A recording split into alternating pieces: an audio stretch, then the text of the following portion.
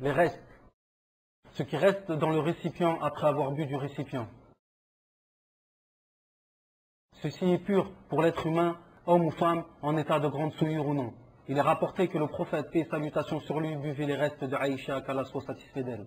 Alors que Aïcha était en état de menstruation, il plaçait sa bouche sur l'endroit où Aïcha a placé sa bouche.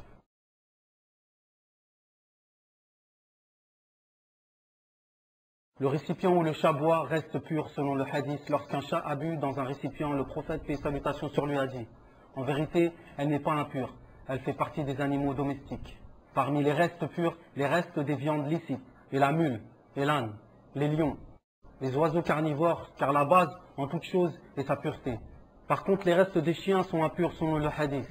Si un chien lave dans votre récipient, sa purification constituera à le laver 7 fois, la première se fera avec la terre. Et également les restes des porcs, comme dans le verset suivant: je ne trouve d'interdit à aucun mangeur d'en manger que la bête trouvée morte, ou le sang qu'on a fait couler, ou la chair de porc, car c'est une souillure. Voici une liste des règles dans la purification qui permettent une meilleure compréhension. La base en toute chose est sa pureté, sauf si une preuve dans le Coran ou la Sunna vient nous informer du contraire. Si une impureté s'est modifiée en une autre chose pure, comme un excrément qui brûle et devient un charbon, alors cette impureté devient pure par sa modification. Si une impureté est présente dans un endroit, mais on ne connaît pas l'endroit exact, la règle veut que l'on purifie l'endroit dans sa globalité, et cela est parmi l'incitation de l'islam à toujours se purifier. L'islam est la religion de la propreté.